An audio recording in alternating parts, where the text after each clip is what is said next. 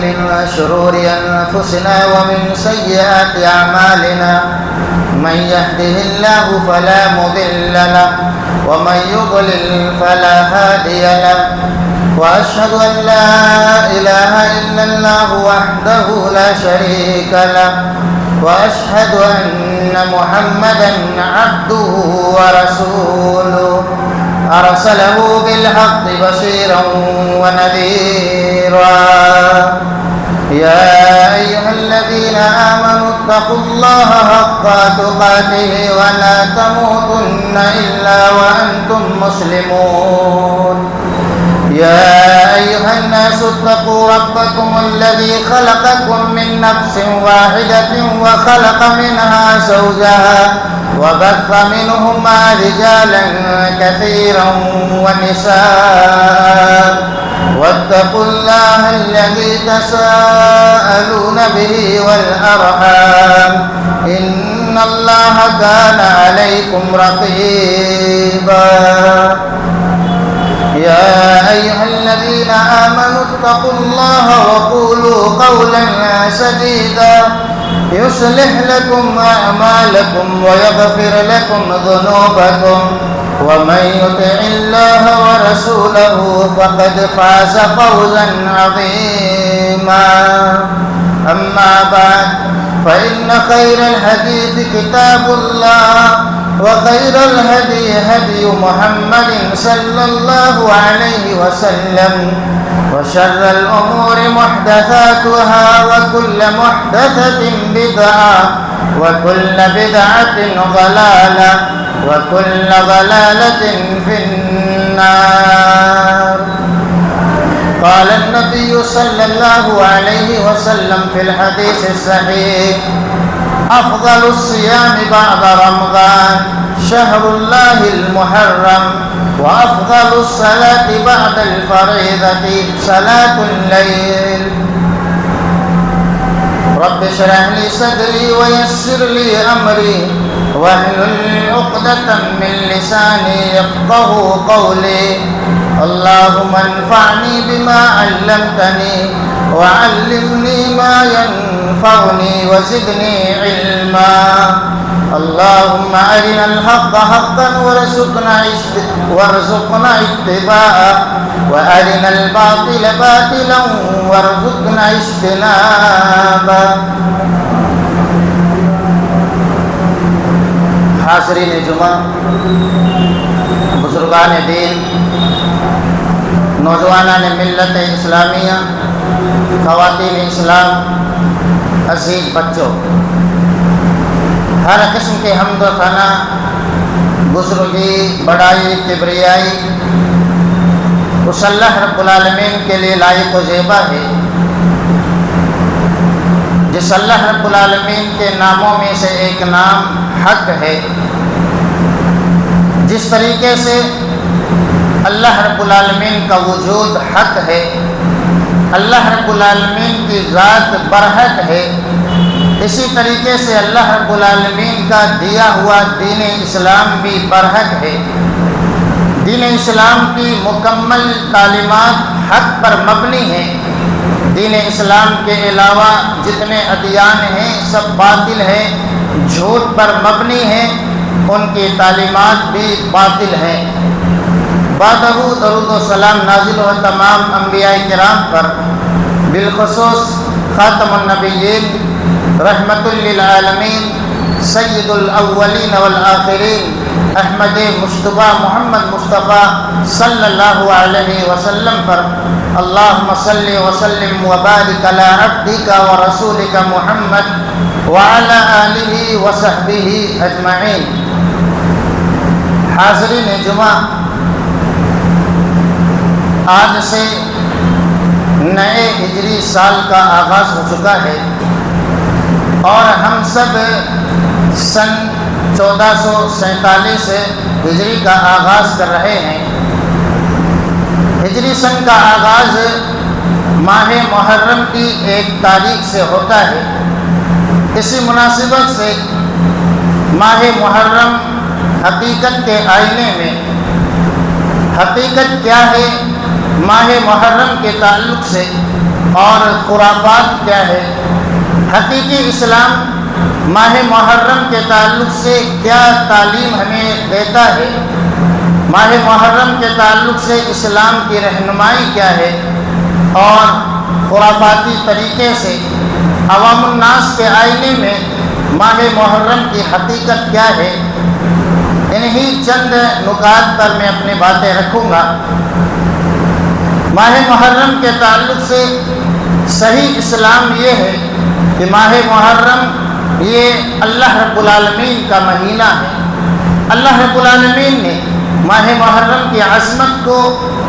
بیان کرتے ہوئے اس مہینے کا نام ہی شہر اللہ المحرم رکھا گیا ہے کہ یہ اللہ رب العالمین کا مہینہ محرم ہے۔ جس طریقے سے جتنی مساجد ہیں سب اللہ رب العالمین کے گھر ہیں، لیکن خاص طور سے بیت اللہ جب کہا جاتا ہے تو خانہ کعبہ کی عظمت کو اللہ کی جانب منسوب کر کے اس کے عظمت کو، اس کے تقدس کو بیان کیا جاتا ہے۔ اسی طریقے سے اللہ رب العالمین نے اس ماہ محرم کی عظمت کو اس انداز میں رسول اللہ صلی اللہ علیہ وسلم کی زبانی بیان کروایا ہے۔ شہر اللہ المحرم، یہ اللہ رب العالمین کا مہینہ محرم ہے۔ اسلامی تعلیم میں حقیقت میں ماہ محرم اللہ رب العالمین کے نزدیک احترام والا مہینہ ہے، عزت والا مہینہ ہے، تقدس والا مہینہ ہے۔ اس مہینے کے تعلق سے خود اللہ رب العالمین نے ارشاد فرمایا، ان عدۃ الشہور عند اللہ 12 شہرا فی کتاب اللہ یوم خلق السماوات والارض، کہ اللہ رب العالمین نے جس دن سے آسمانوں اور زمینوں کو پیدا فرمایا مہینوں کی تعداد 12 ہے۔ منہا 4 حرم، ان مہینوں کی تعداد میں 4 مہینے حرمت والے مہینے ہیں، احترام والے مہینے ہیں، عزت اور تقدس والے مہینے ہیں۔ وہ 4 مہینے کون سے ہیں؟ رسول اللہ صلی اللہ علیہ وسلم نے صحیح بخاری اور صحیح مسلم کی روایت میں آپ صلی اللہ علیہ وسلم نے ان 4 مہینوں کی جانب اشارہ فرمایا، ثلاثة متوالیات ذو القعدہ وذو الحجہ والمحرم، کہ 3 مہینے لگاتار آنے والے ہیں، ذو القعدہ کا مہینہ، ذو الحجہ کا مہینہ اور محرم کا مہینہ، یعنی مسلسل یہ 3 مہینے عزت اور احترام والے مہینے ہیں۔ ورجب مضر بین جمادہ و شعبان، اور جمادہ اور شعبان کے درمیان جو مہینہ ہے رجب کا، یہ بھی اللہ رب العالمین کے نزدیک عزت والا مہینہ ہے، احترام والا مہینہ ہے۔ اللہ رب العالمین نے اس آیت کریمہ میں ماہ محرم کی حقیقت کو بیان فرمایا۔ یہ حقیقت میں ماہ محرم اللہ رب العالمین کے نزدیک عزت اور احترام والا مہینہ ہے، تقدس والا مہینہ ہے، عظمتوں والا مہینہ ہے۔ یہ مہینہ اللہ رب العالمین نے کب سے اسے عزت بخشی ہے، اللہ رب العالمین نے اس مہینے کا احترام کب سے کیا ہے، قرآن خود اس کا جواب دیتا ہے۔ جس آیت کریمہ میں اللہ رب العالمین نے 12 مہینوں کی جانب اشارہ فرمایا کہ 4 مہینے حرمت والے ہیں، اسی آیت کریمہ میں اللہ رب العالمین نے یہ بیان فرمایا کہ یہ مہینے 4 مہینے جو حرمت والے ہیں ان کی تاریخ بھی بڑی پرانی ہے۔ یوم خلق السماوات والارض، کہ جس دن سے اللہ رب العالمین نے ان آسمانوں کو پیدا فرمایا، جس دن سے اللہ رب العالمین نے اس دھرتی کو پیدا فرمایا، اسی دن سے اللہ رب العالمین نے مہینوں کی تعداد بھی 12 رکھی ہے، اور ان مہینوں میں 4 مہینوں کو اسی دن سے اللہ رب العالمین نے عزت والا مہینہ بنایا ہے، احترام والا، تقدس والے مہینے قرار دیے ہیں۔ گویا قرآن کی روشنی میں حقیقت کے آئینے میں جب ہم دیکھتے ہیں تو اس ماہ محرم کا تقدس کسی واقعے سے نہیں ہے، کسی کی شہادت سے نہیں ہے، کسی اور مہینے سے نہیں ہے، بلکہ حقیقت میں اس مہینے کا تقدس اللہ رب العالمین نے اس وقت سے قرار دیا ہے جس دن سے اللہ رب العالمین نے آسمانوں اور زمینوں کو پیدا فرمایا۔ یہ حقیقت اس ماہ محرم کے تقدس کے تعلق سے۔ عزت اور احترام کے تعلق سے، اور مشرکین مکہ زمانے جاہلیت والے بھی ان مہینوں کی حرمت کا خاص خیال رکھا کرتے تھے، یہاں تک کہ اگر انہیں لڑنے کی ضرورت پیش آ جاتی تو یہ مہینوں کی ترتیب کو بدل دیتے تھے، لیکن ماہ محرم میں لڑنا اپنے لیے مناسب خیال نہیں کیا کرتے تھے۔ جس سال آپ صلی اللہ علیہ وسلم نے اپنا آخری حج حجۃ الوداع فرمایا، اس سال مہینوں کی تعداد صحیح ترتیب کے ساتھ آ چکی تھی۔ اللہ کے نبی صلی اللہ علیہ وسلم نے اسی سال فرمایا کہ مہینوں کی تعداد ترتیب کے ساتھ آ چکی ہے، یعنی جو ترتیب مشرکین یا زمانے جاہلیت والے بدل دیا کرتے تھے، اب وہ ترتیب ختم ہو چکی ہے، اور اللہ رب العالمین نے جس ترتیب کے ساتھ مہینوں کو رکھا ہے وہی مہینہ ذوالحجہ کا ہے، اور اس کے بعد آنے والا مہینہ محرم الحرام کا ہے۔ لیکن ہم اور آپ جب ماہ محرم کا نام سنتے ہیں اور عوام الناس کے آئینے میں دیکھتے ہیں جو صاف و شفاف آئینہ نہیں ہے، تو ایسا نظر آتا ہے کہ ماہ محرم کو عزت اور ماہ محرم کا احترام کسی خاص واقعے کی وجہ سے دی گئی ہے۔ آج مسلمانوں کی اکثریت یہ سمجھتی ہے کہ اللہ رب العالمین نے یا شریعت اسلامیہ میں ماہ محرم کا جو احترام ہے، ماہ محرم کی جو عزت اور تقدس ہے، وہ شہادت حسین رضی اللہ عنہ سے ہے، وہ واقعہ کربلا سے ہے۔ لیکن ہم اور آپ صحیح معنوں میں اگر اسلام کی تاریخ کو جانتے ہیں، قرآن و حدیث کی سرسری تعلیمات کو پڑھتے رہتے ہیں، تو ہمارے سامنے یہ بات واضح ہو جاتی ہے کہ اس مہینے کی عزت اور اس مہینے کے احترام کا تعلق شہادت حسین سے ہو ہی نہیں سکتا ہے، اس لیے کہ اسلام میں شہادت حسین سے 50 سال پہلے ہی مکمل ہو چکا تھا، اور اس کی عزت اور اس کے احترام کا بیان بھی اس اسلام میں بالکل واضح کر دیا گیا۔ جس وقت اللہ کے نبی صلی اللہ علیہ وسلم پر اللہ رب العالمین نے یہ آیت کریمہ نازل فرمائی، الیوم اکملت لکم دینکم واتممت علیکم نعمتی ورضیت لکم الاسلام دینا، کہ آج میں نے اس دین کو مکمل کر دیا ہے۔ اس دین میں ماہ محرم بھی ہے، اس دین میں جس کو اللہ رب العالمین نے سن 10 ہجری کے اختتام پر مکمل کرنے کا اعلان فرمایا، اس دین میں اللہ رب العالمین نے یہ آیت بھی اتاری ہے کہ اس دین میں 4 مہینے حرمت والے ہیں، تقدس والے ہیں۔ گویا رسول اللہ صلی اللہ علیہ وسلم پر اللہ رب العالمین نے اس دین کو مکمل فرما دیا، اور اللہ رب العالمین نے اس ماہ محرم کی عزت اور احترام اس وقت سے اللہ رب العالمین نے قرار دی ہے جب حضرت حسین رضی اللہ عنہ کا اس دنیا میں وجود بھی نہیں تھا، آپ اس دنیا میں تشریف بھی نہیں لائے تھے۔ اس وقت سے اللہ رب العالمین نے اس مہینے کے احترام اور عزت کرنے کا سب کو حکم دے دیا تھا۔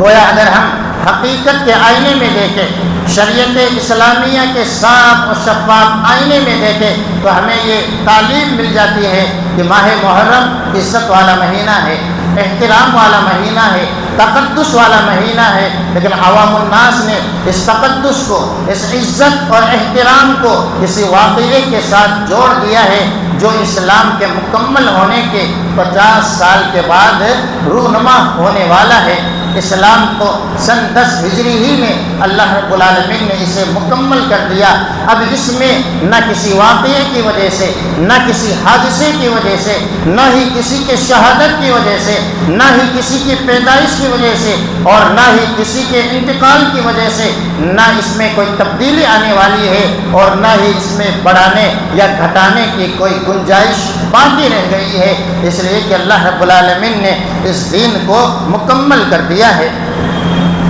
اس ماہ محرم کی حقیقت کے تعلق سے دوسری اہم بنیادی چیز جو ہم اور آپ کو جاننا چاہیے کہ جب یہ مہینہ عزت والا مہینہ ہے، احترام والا مہینہ ہے، تقدس والا مہینہ ہے، تو کیا اللہ اور اس کے رسول صلی اللہ علیہ وسلم نے مسلمانوں کو، ماننے والوں کو کیا کوئی پیغام دیا ہے اس مہینے میں کیا کام کرنے چاہیے؟ یقیناً ہم اور آپ جب قرآن و سنت کا مطالعہ کرتے ہیں یا قرآن و سنت کو پڑھتے اور سنتے ہیں تو اللہ رب العالمین نے اس جانب اشارہ فرمایا، جہاں اللہ رب العالمین نے ان مہینوں کے عزت اور احترام کا تذکرہ فرمایا، وہیں اللہ رب العالمین نے یہ تعلیم دی ہے فَلَا تَظْلِمُوا فِيهِنَّ أَنفُسَكُمْ، خاص طور سے ان 4 مہینوں میں اپنے آپ پر ظلم نہ کرو۔ اور ظلم یہ ہے کہ انسان کسی کا حق کسی اور کو دے دے، یعنی اپنے آپ پر ظلم نہ کرے، اللہ رب العالمین کا حق کسی اور کو دے کر کے ظلم نہ کرے، اپنے آپ پر ظلم نہ کرے، یعنی بہت زیادہ گناہ کے کام کر شرک ہے، کفر ہے، خرافات ہے، بدعات ہے، رسم و رواج ہے، یہ جتنے کام ہیں ان کاموں کے کرنے کے بعد انسان خود اپنے آپ پر ظلم کرتا ہے۔ گویا اللہ رب العالمین کا یہ خاص میسیج اور پیغام ہے کہ ان مہینوں میں ہم اور آپ اپنے آپ کو صغیرہ گناہوں سے بچائیں، ہم اور آپ ان مہینوں میں اپنے آپ کو کبیرہ گناہوں سے بچائیں، شرک سے بچائیں، خرافات اور بدعات سے محفوظ کر لیں۔ یہی اس مہینے کی عزت ہے، یہی اس مہینے کا احترام ہے۔ لیکن مسلمانوں نے اللہ رب العالمین کی اس بات کی ذرہ برابر پرواہ نہ کی اور اس مہینے میں زیادہ سے زیادہ بدعات کر کے اللہ رب العالمین کے اس مہینے ماہ مقدس کے احترام کو پامال کیا ہے۔ اور کس طریقے سے پامال کرتے ہیں ہم سب جانتے ہیں، مختصر جھلکیوں کے جانب میں اشارہ بھی کروں گا کہ کس طریقے سے مسلمان اس مہینے کی عزت کو پامال کرتے ہیں۔ اس مہینے کی عزت کو پامال ایک اس انداز سے کرتے ہیں کہ اللہ رب العالمین نے جس مہینے کو عزت اور حرمت والا مہینہ اس وقت سے قرار دیا یوم خلق السماوات والارض، ہم اور آپ اس کی تاریخ کو مشق کر کے اس واقعے کو شہادت حسین سے جوڑ کر یہ بتانے کی کوشش کرتے ہیں کہ اس مہینے کا احترام شہادت حسین رضی اللہ عنہ کی وجہ سے ہے یا واقعہ کربلا کی وجہ سے ہے۔ یقیناً یہ اپنے آپ پر ظلم کرنا ہے، یہ اسلامی تاریخ پر ظلم کرنا ہے کہ ہم اسلامی تاریخ کو مشق کر کے کس واقعے کے ساتھ اس کے تار کو لنک کو جوڑ کر مسلمانوں کے سامنے آج پیش کرنے کے ناروا کوششیں کر رہے ہیں۔ اس ماہ محرم میں ہم اور آپ کو کیا کرنا چاہیے؟ رسول اللہ صلی اللہ علیہ وسلم نے اس جانب بھی حقیقت کے آئینے میں کیا بیان فرمایا ہے، کرنے کے کام کون سے ہیں جو آپ صلی اللہ علیہ وسلم نے بیان فرمایا۔ آپ صلی اللہ علیہ وسلم نے اس ماہ محرم کے تعلق سے فرمایا افضل الصیام بعد رمضان شہر اللہ المحرم، کہ سب سے بہتر اور افضل روزے اگر ایک مسلمان رکھنا چاہتا ہے بعد رمضان، رمضان کے فرض روزوں کے بعد شہر اللہ المحرم، وہ اللہ کا مہینہ محرم کا مہینہ ہے، اس کے روزے ہیں۔ گویا ہم اور آپ صحیح معنوں میں اگر زیادہ سے زیادہ اس مہینے میں عبادت کرنا چاہتے ہیں اور وہ بھی عبادت ماہ رمضان کے بعد جو افضل عبادت ہے وہ روزے کی عبادت ہے۔ گویا شریعت مطہرہ نے صاف اور شفاف اسلام نے اپنے ماننے والوں کو یہ پیغام دیا ہے کہ اس کی عزت اور اس کا احترام یہی ہے کہ اس مہینے میں زیادہ سے زیادہ نفلی روزوں کا اہتمام کیا جائے۔ رسول اللہ صلی اللہ علیہ وسلم، صحابہ کرام، سلف صالحین بھی اس مہینے میں زیادہ سے زیادہ روزے رکھنے کا اہتمام کیا کرتے تھے۔ اور روزے رکھنے کی یہ پابندی صرف شریعت اسلامیہ ہی نہیں بلکہ یہودی بھی خاص طور سے اس مہینے کی 10 تاریخ کو روزہ رکھا کرتے تھے۔ قریش والے بھی جو اپنے آپ کو توحید والے کہتے تھے، ابراہیمی کہا کرتے تھے، لیکن شرک کے دلدل میں پھنسے ہوئے تھے، وہ بھی اس ماہ محرم میں 10ویں تاریخ کو یوم عاشورہ کو مسلسل روزہ رکھا کرتے تھے۔ گویا خاص طور سے اس مہینے میں نفلی روزے زیادہ سے زیادہ رکھنے چاہیے۔ عام طور سے اگر روزہ رکھنا چاہ رہا ہے تو پورے مہینے میں جب چاہے رکھے، لیکن اگر خاص روزے رکھنے کا اہتمام کرنا ہے، نبی صلی اللہ علیہ وسلم کا جو طریقہ تھا کہ آپ صلی اللہ علیہ وسلم اس مہینے کے روزے میں خاص طور سے عاشورہ کا روزہ رکھا کرتے تھے، یعنی 10ویں محرم کا۔ آپ صلی اللہ علیہ وسلم رمضان کے روزے فرض ہونے سے پہلے مکہ میں بھی یہ روزہ رکھا کرتے تھے۔ آپ مدینہ جاتے ہیں، مدینہ میں بھی آپ مسلسل یہ روزہ رکھتے ہیں۔ صحابہ کرام کو حکم بھی دیتے تھے، اس لیے کہ پہلے رمضان کے روزے فرض نہیں تھے۔ جب ماہ رمضان کے روزے فرض کر دیے گئے تو اللہ کے نبی صلی اللہ علیہ وسلم نے اختیار دے دیا کہ جو چاہے اس 10ویں تاریخ کا روزہ رکھے اور جو چاہے روزہ چھوڑ سکتا ہے۔ آپ صلی اللہ علیہ وسلم کے انتقال سے 1 سال پہلے آپ صلی اللہ علیہ وسلم نے جب دیکھا کہ یہودی بھی اس دن کا روزہ رکھتے ہیں، اس وجہ سے کہ اسی دن یعنی 10ویں محرم کو ایک ایسا واقعہ پیش آیا کہ اللہ رب العالمین نے موسیٰ علیہ السلام اور بنی اسرائیل کو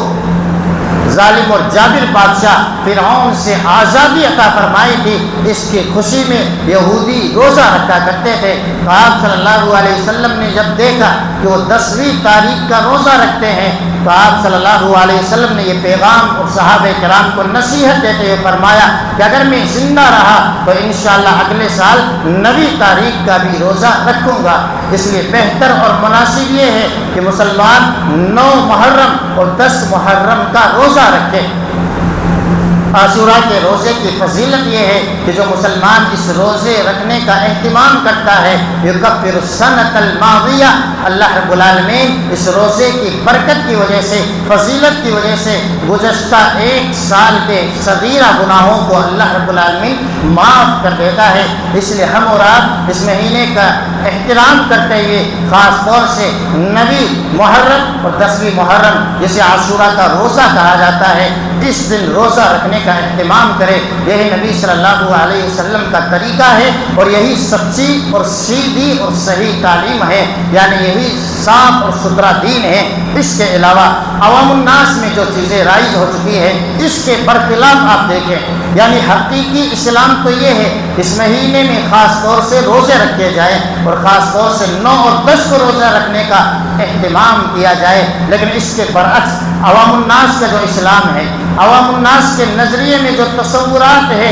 وہ کیا ہے؟ روزہ رکھنے کے منافی امور ہے، یعنی شریعت حکم دے رہی ہے روزہ رکھا جائے اور مسلمان اہتمام کر رہے ہیں شربت پینے اور پلانے کا، دودھ کی شربتیں ہیں، مشروبات ہیں، دیگیں چڑھائی جا رہی ہے۔ گویا ایک طرف اسلام کی تعلیم حقیقی تعلیم ہے کہ اس دن انسان بھوکا اور پیاسا رہے، دوسری جانب مسلمان انجانے میں جس کو اسلام سمجھتے ہیں، اسلامی تعلیم سمجھتے ہیں اور اس چیز کو بھی واقعہ حسین سے، شہادت حسین سے جوڑ کر پیش کرتے ہیں۔ اگر مائیں اور بہنیں یا کوئی مسلمان روزہ رکھتا بھی ہے تو اس روزے کا نام بھی رکھ دیا گیا حسینی روزہ ہے، یعنی حضرت حسین کی محبت میں یہ روزہ رکھا جا رہا ہے۔ گویا جو روزہ اللہ کی خالص عبادت ہے، آج اس عبادت کے ساتھ بھی ایک کھلواڑ کیا گیا ہے، جبکہ حدیث میں آتا ہے کہ بندہ میرے لیے روزہ رکھتا ہے وَأَنَا أَجْزِي بِهِ، اور میں ہی اسے بدلہ دینے والا ہوں۔ لیکن آج کے مسلمان روزے جیسی عبادت کو بھی کسی اور کے ساتھ جوڑ کر کے پیش کرتے ہیں، یہ حسینی روزہ ہے، حضرت حسین کی محبت میں رکھا جا رہا ہے، جبکہ روزے رکھنے کا اہتمام قریش مکہ بھی کیا کرتے تھے، یہودی بھی کیا کرتے تھے، اور اسلام کی تعلیم یہ ہے کہ اس دن ہم اور آپ بھی روزہ رکھنے کا اہتمام کریں۔ کھلانا اور پلانا یہ حقیقت میں روزہ رکھنے کے منافی کام ہے، اس لیے کہ اس دن تو بھوکا اور پیاسا رہنا ہے، یہی نبی صلی اللہ علیہ وسلم کی سنت ہے۔ کھلانے اور پلانے کے تعلق سے کئی چیزیں پیش کی جاتی ہے کہ ہم کیوں کھلاتے اور پلاتے ہیں۔ ایک چیز یہ پیش کی جاتی ہے کہ واقعہ کربلا میں حضرت حسین اور حضرت حسین کے ساتھیوں کو پانی روک کر کے سزا دی گئی تھی، ہم اسی محبت میں ہم لوگوں کو پانی پلاتے ہیں، سبیلے لگاتے ہیں۔ پہلی تو چیز یہ ہے کہ حقیقت میں یہ جتنے واقعات جو پیش کیے جاتے ہیں کہ کربلا کے میدان میں پانی روک دیا گیا تھا، اگر شیعہ کی کتابوں کو اٹھا کر کے دیکھیں، سنی نہیں بلکہ شیعہ کی کتابوں میں بھی یہ درج ہے کہ واقعہ جھوٹ پر مبنی ہے، اس دن کوئی پانی نہیں روکا گیا تھا۔ آج ہمارے عوام الناس کے سامنے اس طرح کے واقعات پیش کر کے روتے ہیں، بلبلاتے ہیں، جس کا حقیقت سے کوئی لینا دینا نہیں ہے۔ یقیناً حضرت حسین کو مظلومانہ طریقے سے شہید کیا گیا، ہم سب کا یہ عقیدہ ہے کہ ایسا واقعہ ہوا ہے، لیکن جھوٹی کہانیاں سنا کر کے ایک دوسرے گروہ کے ساتھ دینا اور ان کے رنگ میں رنگ جانا اور یہ بتلانا کہ اسلام کی حقیقت کیا ہے، یہ مسلمانوں کو جاننے کی ضرورت ہے کہ صحیح اور سچا اسلام کیا ہے۔ اسی طریقے سے کھلانے اور پلانے کے تعلق سے ایک چیز یہ بھی پیش کی جاتی ہے کہ ایک روایت آتی ہے کہ جو اس دن خاص طور سے اپنے گھر والوں پر کشادگی کرتا ہے، اللہ رب العالمین پورے سال اس کے رزق کو کشادہ کر دیتا ہے۔ یہ من گھڑت روایت ہے، یہ من گھڑت روایت ہے، موضوع روایت کو پیش کر کے یہ بیان کیا جاتا ہے کہ یہ دن کھلانے اور پلانے کا دن ہے، اس لیے کہ حقیقت میں یہ روایت اللہ کے نبی صلی اللہ علیہ وسلم کے عمل سے ٹکراتی ہے۔ آپ صلی اللہ علیہ وسلم تو صحابہ کرام کو، امت کو روزہ رکھنے کی تعلیم دے رہے ہیں، اور جھوٹی من گھڑت روایت یہ تعلیم دے رہی ہے کہ اس دن خوب کھانا چاہیے، خوب کھلانا چاہیے اور خوب ٹھنڈے ٹھنڈے مشروبات پلانے چاہیے۔ یہ اس بات کی دلیل ہے کہ آج مسلمان صحیح اسلام کو جانتے تک نہیں ہے، جھوٹ اسلام کے نام پر جھوٹ پروسا جا رہا ہے، جھوٹی تصویر دکھائی جا رہی ہے، اسی کو حقیقت سمجھ رہے ہیں اور اسی پر عمل کرنے کو فجر سمجھتے ہیں۔ اگر کوئی بھائی عمل نہیں کرتا ہے تو اسے گستاخ کہا جاتا ہے اور اسے نہ جانے کیا کیا برے لقب سے یاد کیا جاتا ہے، لیکن دھیرے دھیرے تحقیق کا دور شروع ہو چکا ہے۔ آج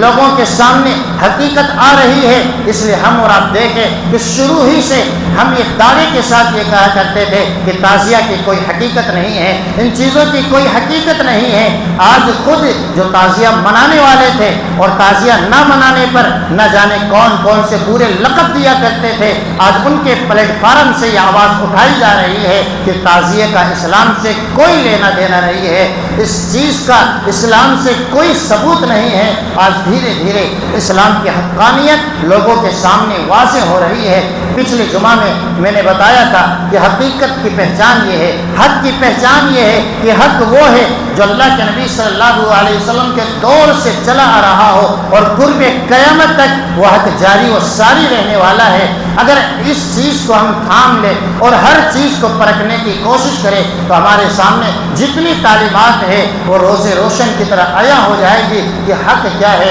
اور حق کی پہچان کیا ہے۔ اس ماہ محرم کے تعلق سے حقیقت کیا ہے، چند چیزیں میں نے آپ کے سامنے بیان فرمائی کہ حقیقی اسلام یہ ہے، ماہ محرم عزت والا مہینہ ہے، احترام والا مہینہ ہے، تقدس والا مہینہ ہے، اور اس مہینے میں زیادہ سے زیادہ روزے رکھنے کا اہتمام کرنا یہی سچے اسلام کی تعلیم ہے۔ خاص طور سے 9 اور 10 محرم کو روزے رکھنے کا اہتمام کریں، یہ اللہ کے نبی صلی اللہ علیہ وسلم کی احادیث سے، سلف صالحین کے عمل سے ثابت ہے۔ اس کے علاوہ جو کچھ کیا جاتا ہے یہ سب خرافات ہے۔ آج امت خرافات میں کھو گئی ہے، اسے صحیح اسلام پر لانے کی ضرورت ہے۔ ہر ایک سننے والے کی یہ ذمہ داری ہے۔ حق کیا ہے، حقیقی چیز کیا ہے، اس اسلام کو اپنے بھائیوں تک پہنچانے کی کوشش کریں جن کے یہاں حق اور کچھ ہے اور جن کو حق کسی اور شکل میں پیش کیا جا رہا ہے۔ اس محرم کے مہینے کے تعلق سے ایک خرافاتی چیز جو ہمارے سماج میں رائج ہے، غلط تصور پایا جاتا ہے، وہ یہ سمجھتے ہیں کہ یہ مہینہ سوگ کا مہینہ ہے۔ آج آپ دیکھیں زیادہ تر شادیوں کی جو تاریخ دی جاتی ہے وہ دیکھا یہ جاتا ہے محرم کی تاریخ نہ ہو، اور اکثر و بیشتر آپ دیکھیں گے جہاں جہاں شادیوں کے جو پنڈال ہے وہاں شادیاں ختم ہو چکی ہے، اب اس مہینے کے بعد ہی دوبارہ وہ سجائے جائیں گے۔ گویا ہم نے اس ماہ مبارک کو، اس ماہ محرم کو سوگ کا مہینہ سمجھ لیا ہے، اس لیے کہ اس مہینے میں حضرت حسین کو بے دردی کے ساتھ شہید کر دیا گیا تھا۔ اگر اسلام کا یہ تصور سچا ہو جو آج ہمارے سامنے ہے کہ کسی کی شہادت پر ہمیشہ سوگ منایا جائے، تو کون سا ایسا دن ہے، کون سا ایسا مہینہ ہے، کون سی ایسی گھڑی ہے جو ہمیں سوگ سے الگ کر سکتی ہے؟ کبھی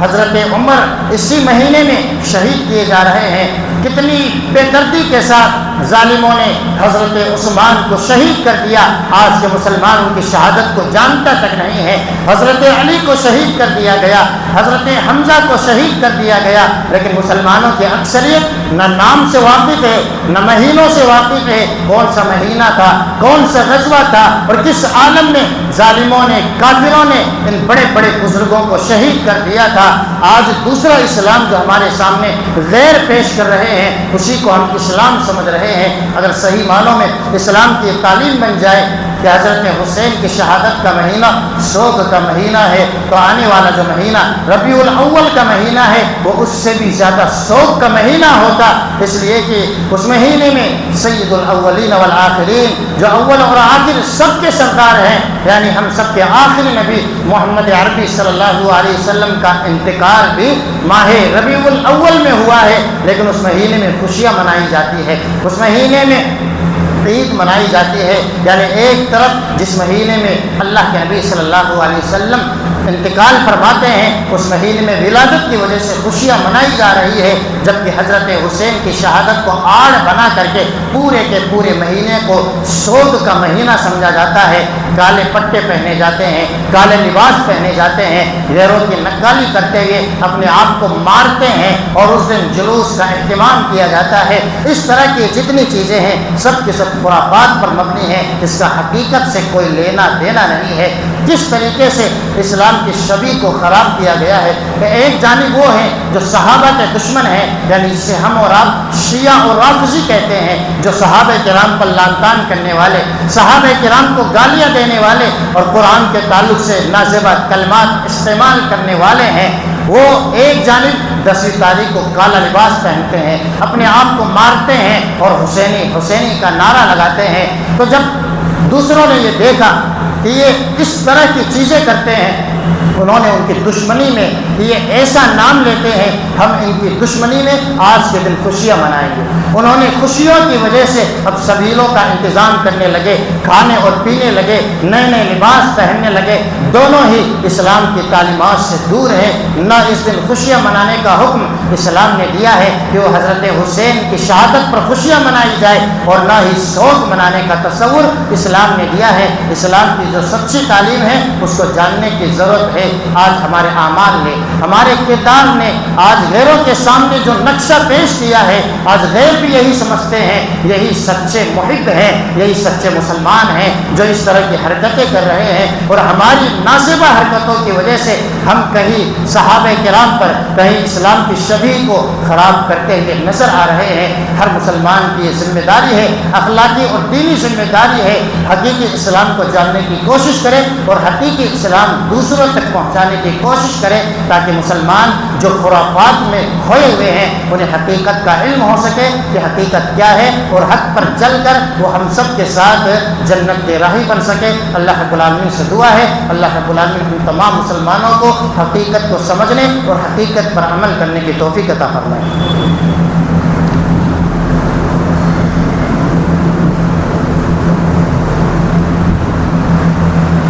الحمد لله رب العالمين والعاقبة للمتقين وأشهد أن لا إله إلا الله وأشهد أن محمدا عبده ورسوله والصلاة والسلام على عبده ورسوله محمد وعلى آله وصحبه أجمعين۔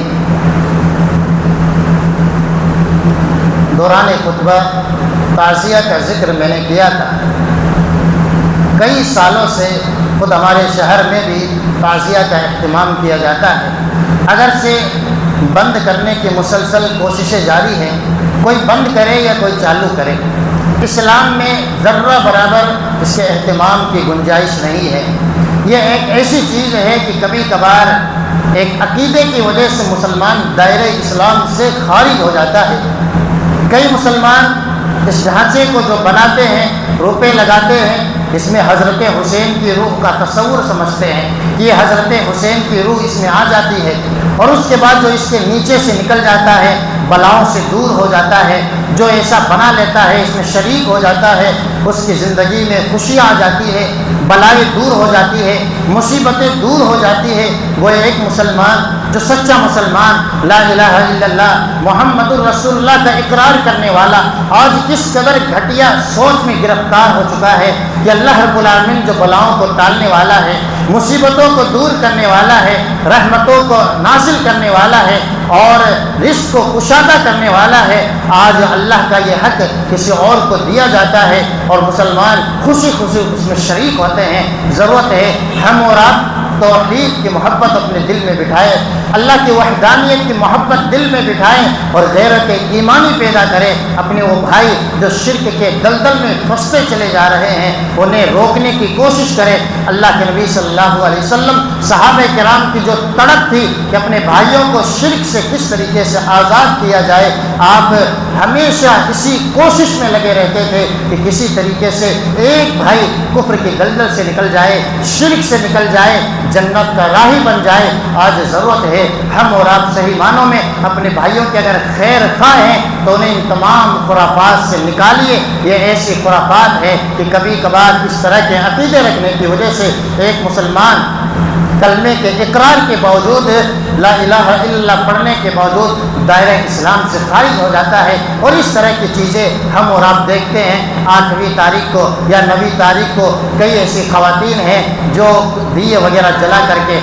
مزارات پہ جاتی ہے۔ یہ اس طرح کی چیزیں جو غیروں کے نکالی میں آج ہماری مائیں اور بہنیں کر رہی ہے، اور غیر بھی یہ سمجھتے ہیں کہ جب یہی چیزیں اسلام ہیں تو بہتر ہے، ہمارا مذہب ہی اچھا ہے۔ اس لیے ہم اور آپ صحیح اسلام کو جانیں، صحیح اسلام کی تعلیمات ان تک پہنچائیں۔ خاموشی بھی ایک جرم ہے اور یقیناً ہم سب حق کو جانتے ہوئے بھی خاموش رہتے ہیں، جس کا نتیجہ یہ ہے کہ آج دنیا کے سامنے حق آ نہیں پا رہا ہے اور غلط چیزوں ہی کو لوگ حق سمجھ رہے ہیں اور پھر نعرے لگاتے ہیں ہم ہی حق پر ہیں، یہ ہمارا ہی مسلک حق پر ہے، اور شرک اور خرافات پر اپنی زندگیاں بسر کر رہے ہیں۔ کہیں نہ کہیں ہم بھی مجرم ہیں، ہماری خاموشی بھی مجرمانہ خاموشی ہے۔ ضرورت ہے حق کو پہچانے اور حق کی دعوت و تبلیغ کے ذریعے سے اسے عام کرنے کی کوشش کریں۔ اللہ رب العالمین سے دعا ہے اللہ رب العالمین ہم تمام سننے والوں کو اور ہماری ماں اور بہنوں کو حق کو جاننے، حق کو سمجھنے اور حق پر عمل کرنے کی توفیق عطا فرمائے،